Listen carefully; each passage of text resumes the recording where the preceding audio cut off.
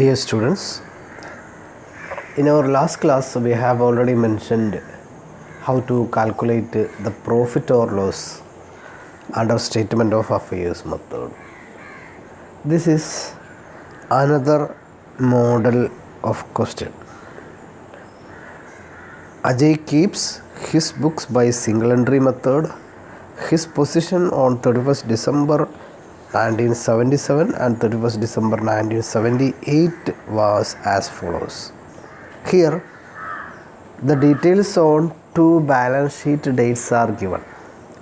41-12-77-78. Here, we are given with some assets, cash in hand, cash at bank, stock, debtors, fixtures and fittings, then machinery, creditors. So it shows both assets and liabilities. Okay, some assets and liabilities on two dates 1977 and 78 are given.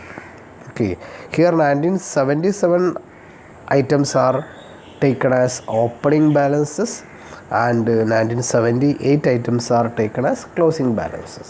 So we are given with some assets and liabilities on opening date and closing date. Then additionally, during the year, Ajay introduced 5,000 as further capital in business. Further capital ഈ വർഷം കൊണ്ടുവന്നു എന്ന് പറഞ്ഞു കഴിഞ്ഞാൽ നമ്മൾ അതിനെ വിളിക്കുന്ന പേര് അഡീഷണൽ ക്യാപിറ്റൽ എന്നാണ്. So he introduced additional capital 5,000 and withdrew ₹600 per month.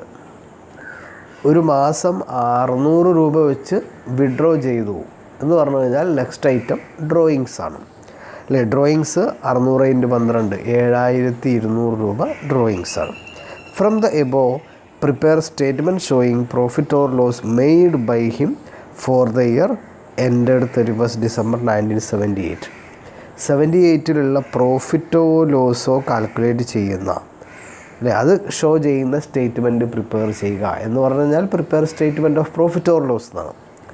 Statement of profit or loss prepare ചെയ്യാൻ നമുക്കറിയാം വരുന്ന ഐറ്റംസ് ഓപ്പണിംഗ് ക്യാപിറ്റൽ. ഒന്ന് ഓപ്പണിംഗ് ക്യാപിറ്റലാണ്. ഓപ്പണിംഗ് ക്യാപിറ്റൽ തന്നിട്ടില്ല, പകരം നമ്മൾ ഈ ഓപ്പണിംഗ് ഡേറ്റിലുള്ള അസറ്റുകളും ലാബിലിറ്റീസും ഉപയോഗിച്ചുകൊണ്ട് opening statement of affairs prepare ചെയ്യും. അതിൻ്റെ ബാലൻസിനെയാണ് നമ്മൾ ഓപ്പണിംഗ് ക്യാപിറ്റൽ എന്ന് പറയുന്നത്. രണ്ടാമത് വേണ്ട ഐറ്റം ക്ലോസിംഗ് ക്യാപിറ്റലാണ്. ക്ലോസിംഗ് ക്യാപിറ്റൽ തന്നിട്ടില്ല, പകരം ക്ലോസിംഗ് ഡേറ്റിലുള്ള അസറ്റുകളും ലാബിലിറ്റീസും ഉണ്ട്. ഇതുപയോഗിച്ചുകൊണ്ട് closing statement of affairs prepare ചെയ്യും. അതിൻ്റെ ബാലൻസ് ക്യാപിറ്റലാണ് ക്ലോസിംഗ് ക്യാപിറ്റൽ. ദെൻ അഡീഷണൽ ക്യാപിറ്റലാണ് മറ്റൊരു ഐറ്റം തന്നിട്ടുണ്ട് 5,000. ദെൻ ഡ്രോയിങ്സ് തന്നിട്ടുണ്ട് 7,200. ഓക്കെ, അപ്പോൾ ഇതിൽ നിന്ന് ആദ്യം നമ്മൾ പ്രിപ്പയർ ചെയ്യുക ഓപ്പണിംഗ് സ്റ്റേറ്റ്മെൻറ്റ് ഓഫ് അഫയേഴ്സാണ്. ഓപ്പണിംഗ് സ്റ്റേറ്റ്മെൻറ്റ് ഓഫ് അഫയേഴ്സിൻ്റെ പ്രത്യേകത ആ ഓപ്പണിംഗ് ഡേറ്റിലുള്ള ഓപ്പണിംഗ് സ്റ്റേറ്റ്മെൻറ്റ് ഓഫ് അഫയേഴ്സ് എന്ന് പറയുമ്പോൾ ജസ്റ്റ് ലൈക്ക് ബാലൻസ് ഷീറ്റ് പോലെയാണ്. ബാലൻസ് ഷീറ്റിൽ അസറ്റ് സൈഡിൽ നമ്മൾ ഓപ്പണിംഗ് ഡേറ്റിലുള്ള അസറ്റുകൾ മുഴുവൻ കാണിക്കുന്നു. Cash in hand, cash at bank, stock in trade, debtors, fixtures and fittings, machinery. Okay, total 48,250. ഇതുപോലെ നമ്മൾ ലാബിലിറ്റി സൈഡ് ഐറ്റംസ് ആയിട്ട് വരുന്നത് ഒരു ഐറ്റം മാത്രമാണ് sundry creditors. Okay, sundry creditors കാണിച്ചു. ദെൻ ക്യാപിറ്റൽ എന്ന് എഴുതുന്നു. ക്യാപിറ്റൽ എന്ന് എഴുതി അതിന് നേരെ എഴുതുക ബാലൻസാണ്. ഓക്കെ, ലാബിലിറ്റി സൈഡ് ഐറ്റമായിട്ട് ഒന്നേ തന്നിട്ടുള്ളൂ. അപ്പോൾ നമ്മൾ അസസിൻ്റെ ടോട്ടലും ലാബിലിറ്റി സൈഡിൻ്റെ ടോട്ടലും തമ്മിലുള്ള ഡിഫറൻസ് അതിന് നേരെ ക്യാപിറ്റൽ എന്ന് എഴുതും. ഇപ്പോൾ ഇവിടെ ഓപ്പണിംഗ് ക്യാപിറ്റൽ 30,250 വരിക. ഓക്കെ, 30,250. അപ്പോൾ ഈ ക്യാപിറ്റൽ എന്ന് പറയുന്നത് ഈ ഓപ്പണിംഗ് സ്റ്റേറ്റ്മെൻറ്റ് ഓഫ് അഫയേഴ്സിൻ്റെ ബാലൻസിങ് ഫിഗറാണ്. നെക്സ്റ്റ് ഇതേപോലെ ഓപ്പണിംഗ് ക്യാപിറ്റൽ കണ്ടുപിടിച്ച പോലെ നമുക്ക് ക്ലോസിംഗ് ക്യാപിറ്റൽ കാണണം. കാരണം ക്ലോസിംഗ് ഡേറ്റിലുള്ള അസറ്റുകളും ലാബിലിറ്റീസും തന്നിട്ടുണ്ട്.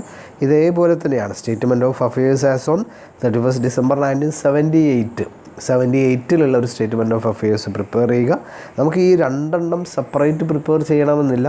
2 എമൗണ്ട് കോളം കൊടുത്തുകൊണ്ട് ഒറ്റ സ്റ്റേറ്റ്മെൻറ്റിൽ പ്രിപ്പയർ ചെയ്യാം. പക്ഷേ കൺഫ്യൂഷൻ ഒഴിവാക്കാൻ ഏറ്റവും നല്ലത് ഇതുപോലെ ചെയ്യുന്നതാണ്.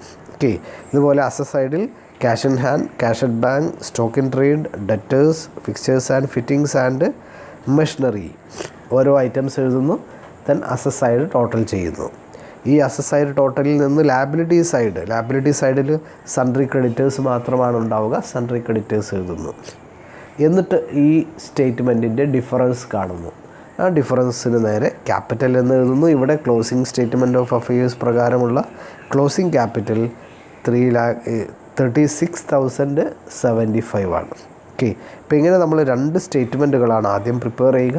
ഓപ്പണിംഗ് ഡേറ്റിലുള്ള അസസ് ആൻഡ് ലാബിലിറ്റീസ് ഉപയോഗിച്ചുകൊണ്ട് ഓപ്പണിംഗ് സ്റ്റേറ്റ്മെൻറ്റ് ഉണ്ടാക്കുന്നു. ഓപ്പണിംഗ് സ്റ്റേറ്റ്മെൻറ്റ് ഓഫ് അഫയേഴ്സിൻ്റെ ബാലൻസിനെ നമ്മൾ ക്യാപിറ്റൽ എന്ന് വിളിക്കും. അത് ഓപ്പണിംഗ് ക്യാപിറ്റലാണ്.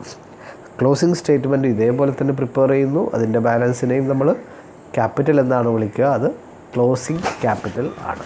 സോ നമ്മൾ ഈ 2 സ്റ്റേറ്റ്മെൻറ്റുകൾ പ്രിപ്പയർ ചെയ്യുന്നതിൻ്റെ പർപ്പസ് എന്ന് പറയുന്നത് ഓപ്പണിംഗ് ക്യാപിറ്റലും ക്ലോസിംഗ് ക്യാപിറ്റലും കണ്ടുപിടിക്കലാണ്. ഓക്കെ, ഇനിയാണ് നമ്മൾ statement of profit or loss prepare ചെയ്യുന്നത്. ഓക്കെ, നമ്മൾ ഹെഡിങ് കൊടുക്കുന്നു. Statement of profit or loss for the year ended 1978 എന്ന് മതി. For the year ended 31 December 1978. ഇതുപോലെ 77, 78 എന്ന് കൊടുക്കേണ്ട ആവശ്യമില്ല. പകരം four the year ended 31 December 1978. Okay, then നമ്മൾ കാണിക്കുന്ന ഐറ്റംസ് നമുക്കതിൻ്റെ ഫോർമാറ്റ് അറിയാം. First closing capital 36,075. ഇതിനോടുകൂടി ആഡ് ചെയ്യുന്ന ഒരു ഐറ്റം മാത്രമാണുള്ളത്. ഡ്രോയിങ്സ്, ആഡ് ഡ്രോയിങ്സ് 7,200 ആഡ് എന്ന് കൊടുക്കുന്നു. 2 കൂടി ആഡ് ചെയ്യുന്നു. ദെൻ ലെസ്, ഇതിൽ നിന്ന് ഡിഡക്റ്റ് ചെയ്യുന്ന ഐറ്റംസ് 2 എണ്ണമാണുള്ളത്. Opening capital, additional capital. Okay, less opening capital 30,250. Less additional capital 5,000.